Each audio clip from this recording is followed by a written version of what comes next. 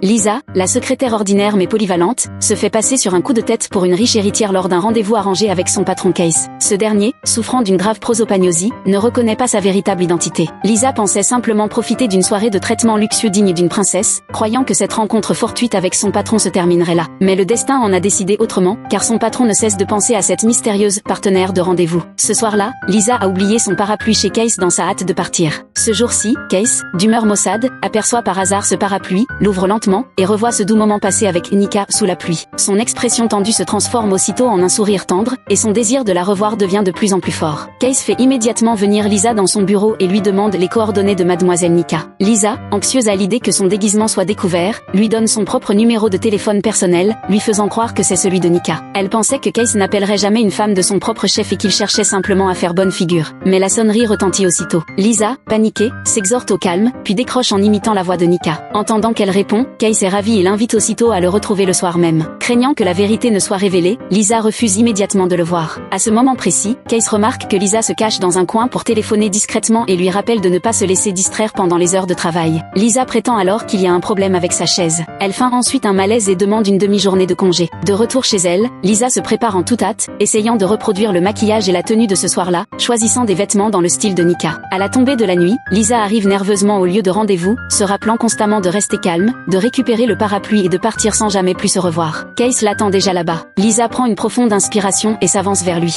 Lors de cette nouvelle rencontre, Case ne reconnaît effectivement pas Lisa déguisée. Après quelques banalités, Lisa demande directement où est le parapluie, mais apprend avec surprise que Case ne l'a pas apporté et n'avait pas prévu de le faire. Lisa est alors désemparée, se demandant quel est le véritable motif de ce rendez-vous. En fait, rendre le parapluie n'était qu'un prétexte trouvé par Case. Il avoue honnêtement que depuis ce rendez-vous arrangé, il pense souvent à elle, et chaque fois qu'il pense à elle, son cœur s'accélère, raison pour laquelle il tenait tant à la revoir. Lisa ne s'attendait pas à une telle franchise et s'efforce de réprimer son émoi, feignant la colère en tournant les talons. Case la suit pour s'expliquer. À cet instant, une voiture surgit soudainement, et Case, par réflexe, prend Lisa dans ses bras, un geste courageux qui touche immédiatement son cœur. Lisa, timide, repousse Case qui s'excuse sincèrement, admettant qu'il ne voulait pas la tromper pour la faire venir, mais qu'il lui manquait vraiment. Face à cette déclaration inattendue, Lisa est complètement déboussolée, prenant la voix de Nika, le repousse en prétendant mener une vie privée chaotique. Pourtant, Case affirme que cela ne le dérange pas. Voyant que Case ne recule pas, Lisa se résout à des paroles blessantes. Même si tous les hommes du monde avaient leur chance, toi seul ne l'aurais pas. Ces mots blessent non seulement Case, mais aussi Lisa elle-même. Ne supportant plus de voir l'expression peinée de Case, elle trouve rapidement une excuse pour partir. Ce que Lisa ignore, c'est que cela n'a fait qu'attiser la détermination de Case,